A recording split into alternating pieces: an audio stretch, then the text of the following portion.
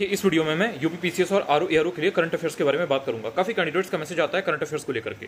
एक तो यही आता है कि करंट अफेयर्स के लिए सोर्स वगैरह क्या हो। सेकंड चीज ये आती है कि जो आरओ एआरओ 11 फरवरी को पेपर हुआ था उसमें करंट अफेयर्स के जिस तरीके के क्वेश्चंस आए थे उनको अब कैसे टैकल करना है फर्दर जो एग्जामिनेशन होने वाली है, जैसे कि यूपी पीसीएस की 27 अक्टूबर को या फिर आरओ एआरओ की।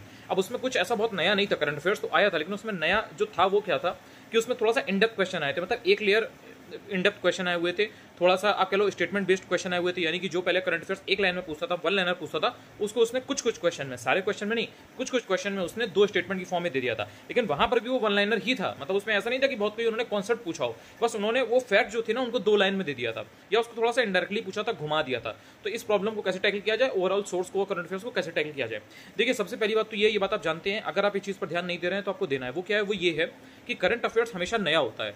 आप भले ही पुराने स्टूडेंट रहे हैं लेकिन फिर भी अगर आप एग्जाम दे रहे हैं तो आपको उस समय का जो पिछले 6-7 महीने का 8 महीने का करंट अफेयर्स होता है वो आपको पढ़ना होता है, क्योंकि वो डायनामिक पोर्शन होता है। स्टैटिक में ये होता है कि जैसे हिस्ट्री है, ज्योग्राफी है, पॉलिटी है, इकोनॉमी है, साइंस है, एनवायरमेंट है, सेंसस है, ये चीजें अगर आप मान लीजिए 3 साल से तैयारी कर रहे हैं तो आप 3 साल से पढ़ रहे हैं। एंड ये भी हो सकता है कि अगर आपने आर्ट्स में बीए, बीएससी, बीए या एमए कर रखा है या फर्दर आप हिस्ट्री में मान लीजिए आपने नेट जेआरएफ कर रखा है तो आपने हिस्ट्री पढ़ रखी है, उसके अलावा आप टेस्ट वगैरह भी देते रहते हैं। लेकिन जब आप 3 साल की तैयारी कर भी रहे हैं तो आप करंट अफेयर्स नया ही पढ़ रहे हैं, और जो नया इंसान आ रहा है वो तो नया पढ़ ही रहा है। तो करंट अफेयर्स ऐसी चीज है जो अपडेट होती रहती है। तो करंट अफेयर्स में गलती ये होती है कि इंसान उसको उस तरह से ध्यान नहीं देता है उस चीज पर जिस तरह से देना चाहिए। बाकी सब्जेक्ट्स तो आपने 2 साल से 3 साल से अगर तैयारी की है तो पढ़े हैं, लेकिन करंट अफेयर्स आपने उस तरह से नहीं पढ़ा ना, वो तो आप 6 महीने का जो होता है बस उसको पढ़ लेते हो, महीने 1.5 महीने में। तो इसलिए करंट अफेयर्स को लेकर के आपको पहले से ध्यान देना है। पहली चीज तो ये मैंने आपको पहले भी बताया, फिर बता रहा हूँ। करंट अफेयर्स में ये चीज स्ट्रेटजी बिल्कुल भी नहीं होनी चाहिए कि एग्जाम के 20 या 25 दिन पहले कोई भी एक ईयरली मैगजीन उठाएंगे एंड देन उससे इंपॉर्टेंट पढ़ने की कोशिश करेंगे। उससे आपका रिटेंशन बेटर नहीं होगा, क्योंकि वो जो बुक होती है या वो जो मैगजीन होती है जितनी भी, जो जिनमें 6 महीने, 8 महीने या 1 साल का दिया होता है, वो फुल ऑफ फैक्ट्स होती हैं। उसमें इतने ज्यादा फैक्ट्स होंगे कि आपको कहीं ना कहीं उसको पढ़ने के बाद समझने के लिए, रिटेन करने के लिए उसको, कि आप एग्जाम में उसमें से आंसर अगर आए तो आप निकाल पाओ, आपको कम से कम 4 से 5 बार उसको ढंग से पढ़ना पड़ेगा। 1-2 बार पढ़ने में तो सिर्फ और सिर्फ फेमिलियरिटी आती है। ये चीज आप इस चीज से वाकिफ होगे। इसी वजह से करंट अफेयर्स में बहुत से लोगों की एक्यूरेसी नहीं आ पाती है, मतलब उनकी 80-90% एक्यूरेसी नहीं आ पाती है हर किसी की, क्योंकि प्रॉब्लम यही है कि उसमें आपने 6 महीने के अंतराल का जो करंट अफेयर्स था उसको पढ़ा, और वो भी आपने कितने दिन में पढ़ा, 10, 12, 20 दिन में, इससे ज्यादा नहीं। तो कहीं ना कहीं वो बैकफायर कर जाती है स्ट्रेटजी। तो इसके लिए सबसे बेस्ट तरीका ये है, मैं आपको पहली और आखिरी बार बता रहा हूं, इतना अगर आपने कर लिया तो आपको दिक्कत नहीं होगी। करंट अफेयर्स में आपको बेसिकली जब भी आपका एग्जाम हो रहा है उसके 20 या 25 दिन पहले का छोड़ दीजिए, वो आपके एग्जाम में नहीं आएगा। 20 दिन पहले का मतलब मान लीजिए कि आपका एग्जाम 27 अक्टूबर को है, तो आप 30 सितंबर तक का पढ़ लीजिए, उसके बाद में पढ़ने की जरूरत नहीं है। आएगा भी ना अगर क्वेश्चन तो 5 अक्टूबर तक का आएगा, उसके बाद का नहीं आएगा। वो भी एक क्वेश्चन ज्यादा से ज्यादा आ जाएगा, वो भी इतना इंपॉर्टेंट टाइप की चीज आएगी कि आपने न्यूज़पेपर में या इधर उधर कहीं ना कहीं देख रखी होगी, आप सही कर लोगे। वरना उस एक क्वेश्चन के पीछे भागो भी मत। 30 सितंबर तक का जितना आ रहा है उसको कर लो। आप उसमें भी पीछे से पढ़ना शुरू करो। जैसे आपने सितंबर का कर लिया, उसके पहले आपने अगस्त का कर लिया, उसके पहले आपने जुलाई का कर लिया जो अभी चल रहा है, देन उसके पहले आपने जून का कर लिया, मई का कर लिया। ये जो 4-5 महीने हैं, मई, जून, जुलाई, अगस्त, सितंबर, इनको एकदम रट डालना, मतलब इसमें जो भी इंपॉर्टेंट चीजें हैं वो आपको एकदम क्रिस्टल क्लियर पता हो। उसमें फिर ये ना हो कि आपको बहुत ज्यादा उसमें दिमाग लगाना पड़ रहा है, देखा टिक मारा आगे बढ़े, ऐसा होना चाहिए। मई के पहले का यानी कि अप्रैल हो गया, मार्च हो गया, फेब हो गया, इनको थोड़ा ठीक ठाक पढ़ लेना। मतलब इतना हो कि अगर ऑप्शन सामने आ जाए या अगर वो जो आंसर है वो 4 ऑप्शन के बीच में हो तो आप उसमें आइडेंटिफाई कर ले जाओ कि यार ये दोनों ऑप्शन नहीं होंगे, ये दोनों में से एक ऑप्शन है। इतना मतलब आपने इतना पढ़ा हो, इतना कम से कम आपने रिवीजन किया हो। ऐसा नहीं होना चाहिए कि आपको बस ये लगे कि यार ये बुक में तो था, ये सोर्स में तो था, लेकिन मुझे याद नहीं आ रहा है। ऐसा नहीं होना चाहिए। बाकी उसके पहले के पढ़ने की कोई बहुत जरूरत नहीं है। जैसे कि आप पिछले साल का दिसंबर का पढ़ो, नवंबर का पढ़ो, अक्टूबर का पढ़ो, वो उसका कोई फायदा नहीं है। एक बात ध्यान रखना करंट अफेयर्स में, करंट अफेयर्स की अगर कोई बहुत इंपॉर्टेंट चीज है, बहुत कोई बड़ी चीज है, कोई स्कीम है, कोई प्रोजेक्ट है, कोई अभियान है, ठीक है, जैसे आजादी का संस्कृत महोत्सव है, अब भले ही वो 2 साल पहले का हो, भले ही वो 3 साल पहले का हो, भले ही पीएम गति शक्ति जो क्वेश्चन आपका यूपी पीसीएस में आया हुआ था 2023 में, वो पुराना क्वेश्चन है। वो कब का क्वेश्चन है आप जानते हो, 21 का है कि 22 का है, ये आप कमेंट में बताना, उससे पता चलेगा कि आपको याद है कि नहीं। वो क्वेश्चन पूछा गया था यूपी पीसीएस 2023 में। तो इससे आपको ये सीखने को मिलता है कि जो इंपॉर्टेंट चीज है, जो बहुत हाईलाइटेड चीज है, वो भले ही 3 साल पुरानी हो, 2 साल पुरानी हो, आपको एकदम उसको लेकर के क्लियर रहना है। वो 2024 में आ सकती है और आएगी, उसमें ये मत सोचिएगा कि करंट अफेयर्स केवल 6 महीने का आएगा। करंट अफेयर्स 6 महीने का ही आएगा मेन, लेकिन जो इंपॉर्टेंट चीज है वो 2 साल 3 साल पहले की भी आ सकती है। ये चीज आरओ 2021 का जो पेपर था उसमें भी देखने को मिला था। उसमें एक ट्वीट एक ग्रुप टाइप का था, मुझे एक्जैक्टली अभी नाम याद नहीं आ रहा है, कुछ सुन्नी ट्रायंगल या ऐसा करके कुछ था, तो कुछ था मतलब वो उसमें क्या था कि वो जो उसमें 3 कंट्रीज थी। अब वो जो क्वेश्चन है ना वो एक्जैक्टली 14 महीने पहले का था। मैं आपको दिखा दूंगा अगर आप कहोगे तो, वो 14 महीने पहले का क्वेश्चन था, लेकिन वो करंट अफेयर्स की बहुत ही इंपॉर्टेंट वो ग्रुपिंग थी, तो वो उन्होंने पूछ ली थी। तो एक तो चीज ये आपको ध्यान रखनी है, बाकी करंट अफेयर्स इतने ड्यूरेशन का आपको पढ़ना है। अब बात आती है सोर्सेज का क्या सीन है। सोर्सेज में देखिए आपको 2 सोर्स कायदे में पढ़ना एक चाहिए, 2 सोर्सेज की जरूरत पड़ती है। एक सोर्स होता है मंथली, ठीक है, जो आप रेगुलर बेसिस पे करते रहते हो। मंथली का मतलब ये होता है कि रेगुलर बेसिस पे आप पढ़ते रहो कुछ ना कुछ। और एक होता है कि एग्जाम की जो 15-20 दिन पहले, 25 दिन पहले जो आप पहले एक्चुअली करते थे, वही चीज़ है कि आप एग्जाम के 20 दिन पहले तक जो मैगजीन आ जाती है उसको लेकर के एक बार उससे स्कैन कर लो, तो जो भी आपने पूरे साल में पढ़ा वो आपका रिवाइज हो जाए, आप रिवीजन कर पाओ। अब बहुत से लोग कहेंगे कि दो सोर्सेज करें, क्या ऐसा नहीं हो सकता कि एक ही सोर्स करें? देखिए, अगर आप एक सोर्स करेंगे, मोर देन एवरेज क्वेश्चन आपके आराम से आ जाएंगे। 70-80%, 85%, 90% तक इवन आराम से आपके क्वेश्चन मिल जाएंगे। उतना ही जरूरी भी होता है। ऐसा नहीं आप कर पाओगे, ना ही ऐसा करना चाहिए, ना ही उस चीज के पीछे भागना चाहिए कि अगर करंट अफेयर्स की यूपीपीएससी में 45 क्वेश्चन आ रहे हैं टोटल, तो 45 के 45 आप सही कर लेंगे या 43 सही कर लेंगे, उस चीज के पीछे मत जाओ। ये टारगेट करो कि यार 45 क्वेश्चन अगर तीनों का मिला करके आ रहे हैं, इकोनॉमी, यूपी स्पेशल और करंट अफेयर्स नॉर्मल वाला, तो आप 45 में से अगर 38 क्वेश्चन सही कर लेते हो, 40 क्वेश्चन सही कर लेते हो, 37 क्वेश्चन सही कर लेते हो, भाई बहुत सही है। मतलब उसके बाद में जो स्टडी का पोर्शन है उसको अगर आपने ठीक ठाक पढ़ रखा है, आप आराम से कट ऑफ क्लियर कर लोगे, कोई दिक्कत नहीं होगी। आरओ में भी सेम यही चीज है कि अगर मान लो करंट अफेयर्स के 22 क्वेश्चन आ रहे हैं या 24 क्वेश्चन आ रहे हैं, 25 क्वेश्चन आ रहे हैं, तो उसमें से ये देखो कि 22 में से मैं 18 या 19 कर लूं। अगर 25 क्वेश्चन आ रहे हैं तो उसमें से मैं 20 या 21 कर लूं। 25 में 25 की तरफ मत जाओ, फालतू में उसमें 2 सोर्स या 3 सोर्स आपको करने पड़ जाएंगे। उसके बाद भी 1-2 क्वेश्चन ऐसे होंगे जो किसी मैगजीन में आपको नॉर्मली नहीं मिलेंगे, उसके पीछे बहुत हाथ पैर मारना पड़ेगा। अब इसमें बात ये आती है कि सोर्सेज कौन से फॉलो करें। देखिए, सोर्सेज मार्केट में बहुत है। सोर्सेज के बारे में मैंने पहले भी आपसे बात की है, आप भी जानते हो। हिंदी मीडियम के कुछ सोर्सेज हैं, उनकी एक्यूरेसी बहुत बढ़िया है, मतलब उनसे फंस जाता है, चीजें मिल जाती है, तो वो हर कोई पढ़ता है, तो एक बार आपको भी देख लेनी चाहिए।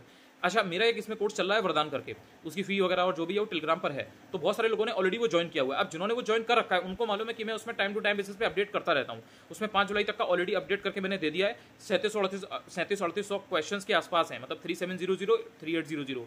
जनवरी से 2023 से, मतलब जनवरी 2024 से लेकर के 5 जुलाई तक का सूची अपडेटेड ऑलरेडी है। उसमें मैं टाइम टू टाइम अपडेट डालता रहूंगा, ठीक है। एग्जाम के पहले तक वो चलता रहेगा। अच्छा, वो दोनों ही एग्जाम के लिए है, यूपीपीसीएस के लिए भी है, आरओ के लिए भी है। उसको मतलब उसको जब वो अपडेट होकर आपको मिलता रहता है ना एकदम लास्ट डेट तक का, उसको आप तैयार करते रहिए, ठीक है। उसको अगर आपने ज्वाइन नहीं भी कर रखा है या आप नहीं भी ज्वाइन करना चाहते हैं, कोई दिक्कत नहीं है भाई।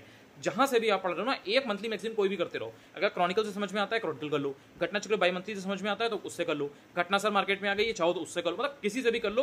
पॉइंट ये है कि रेगुलर बेसिस पे खुद को अपडेट करते रहो। डेली बेसिस पे 50-60 क्वेश्चन करते रहोगे, कुछ चीजें जानते रहोगे, तो बाद में जब एकदम से 5000 फैक्ट, 3000 फैक्ट, 2000 फैक्ट दिखेंगे ना करंट अफेयर्स के, तो स्ट्रेस नहीं होगा, ये होगा यार ये तो पढ़ा था, ये तो कुछ मुझे मालूम है, तो वो रिवीजन का काम करेगा जो ईयरली कंपाइलेशन है। अब मान लो कि आपने सिर्फ वरदान ज्वाइन कर रखा है, तो आप सिर्फ वरदान कर लो, आपकी 80-85% जो मोर देन एवरेज क्वेश्चन है ना, आपके उसी से निकल जाएंगे। इसमें बिल्कुल टेंशन लेने की बात नहीं है, वहीं से चीजें आएंगी, वही इंपॉर्टेंट चीजें आएंगी। और एंड में अगर आपको चाहिए है कि नहीं मुझे और ज्यादा सही करने है, मतलब मुझे 100% एक्यूरेसी चाहिए, मुझे 95% एक्यूरेसी चाहिए, तो एक बार एंड में बस जो घटना चक्र की जो ईयरली मैगजीन आती है उसको बस देख लेना, उसको स्कैन किया जाता है कि ठीक है कोई ऐसी चीज तो नहीं है जो मैंने ना पढ़ी हो। अब जब आप मंथली बेसिस पे या रेगुलर बेसिस पे पहले से 6 महीने से अपडेट करते हुए आ रहे हो, पढ़ते चले आ रहे हो, तो एंड में जब आप वो ईयरली कंपाइलेशन उठाओगे ना, तो उसमें बहुत सारी ऐसी चीजें नहीं होगी जो आपने तैयार नहीं की है। उसमें आपको सब चीजें पढ़ी मिलेंगी, 100 में से 90 चीजें पढ़ी मिलेंगी, 10 चीजें पढ़ी नहीं हुई मिलेंगी, उनको आप तैयार कर लीजिए, उनको हल्का सा पढ़ लीजिए। उसमें आपको हार्डली 3-4 दिन लगेगा, 2-4 दिन रिवीजन करने में लगेंगे। एक हफ्ते में मोर देन आपका आराम से, मतलब आपकी सारी चीजें हैंडल हो जाएंगी। दूसरी चीज ये है कि वरदान में जिस तरीके की मैं चीजें अभी करा रहा हूँ वो एंड नहीं है, अभी उसमें मैं आगे बहुत सारी चीजें देने वाला हूँ।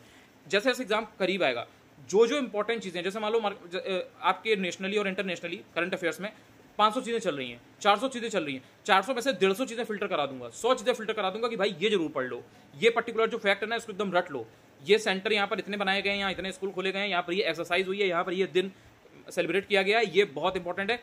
100 दिन अगर सेलिब्रेट किए जाते हैं ना, उसमें 10 बता दूंगा कि 100 में से सिर्फ 10 पढ़ो, उस 10 में से गारंटी है कि आपको मिल जाएगा। इतना करंट अफेयर्स का हिट रेशियो आपको बढ़िया करा दूंगा। पॉइंट यही है कि जो चीजें उसमें दी गई हैं उनको पढ़ते रहो, वो इरेलीवेंट नहीं है। अभी पढ़ने का मन नहीं करेगा क्योंकि अभी एग्जाम को 4 महीने बाकी है, यूपीपीएससी के लिए 100 दिन बाकी है, तो अभी करंट अफेयर्स पर उतना मन नहीं लगेगा पढ़ने में। लेकिन यहीं पर तो आपको उस चीज को कंट्रोल करना है। अभी आप डेली बेसिस पे 40 क्वेश्चन करिए, 50 क्वेश्चन करिए, आपको हेल्प मिलेगी। दूसरी चीज, जो स्टेटमेंट वाले क्वेश्चन आपको आरओ में जिनको देख करके लग रहा है ना कि ये स्टेटमेंट के फॉर्म में, उन्होंने स्टेटमेंट की फॉर्म में ही फैक्ट दे दिया था।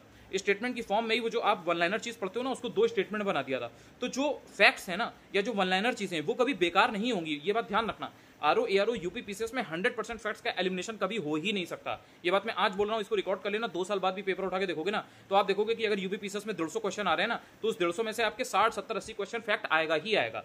अभी वो लोग 40-45 क्वेश्चन, 50 क्वेश्चन कॉन्सेप्चुअल देने लगे हैं या स्टेटमेंट वाले देने लगे हैं, सो दैट कैंडिडेट को पढ़ने में टाइम लगे। मतलब जो स्टेटमेंट वाले क्वेश्चन होते हैं उससे पेपर क्यों थोड़ा सा टफ या मॉडरेट टाइप का हो जाता है, क्योंकि फिर दो स्टेटमेंट की फॉर्म में चीजें हैं ना, तो वो पेपर को पढ़ने में टाइम लगता है। तो जिसकी रीडिंग एबिलिटी अच्छी नहीं है, जिसकी कॉम्प्रिहेंशन की एबिलिटी अच्छी नहीं है, जो जल्दी से क्वेश्चन को पढ़ के समझ नहीं पाता है ना, वो फिर व्यक्ति टाइम ज्यादा लगाता है। तो वो 2 घंटे में 150 क्वेश्चन यूपीपीसीएस में करने हैं या फिर 2 घंटे में 140 क्वेश्चन आपको आरओ के जीएस के पेपर में करने हैं, वो टाइम कम पड़ जाता है। तो इसलिए पेपर टफ हो जाता है। क्वेश्चन पेपर कोई ऐसा नहीं है कि वो एकदम यूपीएससी के लेवल का बना देंगे, ना वो बनाएंगे ना वो बना सकते हैं। ये बहुत सीधी सी बात है। ये यूपीपीएससी है, ये स्टेट की चीज है यूपी की, और वो यूपीएससी है, वो सेंट्रल लेवल पे होता है। तो ये चीज आपको समझनी है। वो पूरे भारत का एग्जाम है, पूरे इंडिया से लोग उसमें कॉम्पीट कर रहे हैं, इसमें भी कर रहे हैं, फॉर्म डाल रहे हैं, लेकिन वहां पर आप समझो वहां पर एक लेवल अलग लेवल का हो जाता है, उसकी चीजें अलग हैं, तो उनका क्वेश्चंस का जो दायरा है, जो लेवल है, वो अलग है।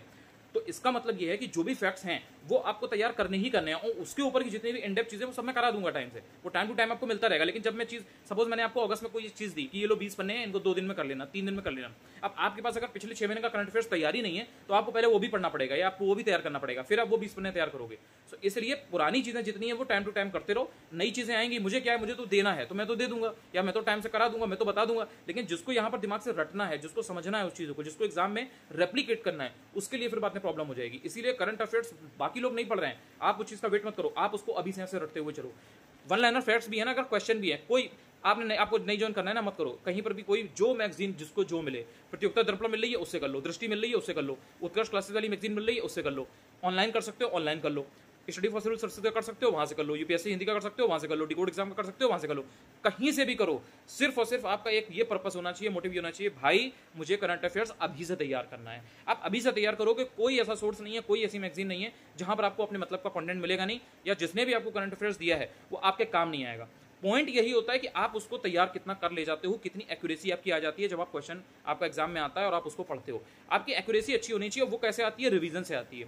आपने अभी पढ़ा, फिर आपने 4 दिन बाद पढ़ा, फिर आपने 10 दिन बाद पढ़ा, फिर आपने एग्जाम के पहले एक ईयरली मैगजीन उठा करके ऐसे सरसरी निगाह से देख लिया, तो आपका इतनी बार रिवीजन हो चुका है ना कि आपकी एक्यूरेसी बढ़िया हो जाएगी। लेकिन अगर आप सिर्फ और सिर्फ एग्जाम के पहले पढ़ोगे तो यार वो बैकफायर कर जाएगा। बाकी आप समझदार हो, अपने हिसाब से चीजें देख लो कि कैसे अपना आपका प्लान रहेगा। देखो सबकी स्ट्रेटजी डिफरेंट होती है, कोई किसी तरह से पढ़ता है, कोई कहीं से पढ़ता है, कोई किस तरह से पढ़ता है, लेकिन जो चीजें हैं जो काम करती हैं वो यही काम करती हैं। बाकी आप अपने हिसाब से मैनेज कर सकते हो। टेलीग्राम चैनल ज्वाइन कर लेना, वहाँ पे मैं बहुत सारी चीजें डालने वाला हूँ। अनुज चतुर्वेदी ऑफिशियल ही है।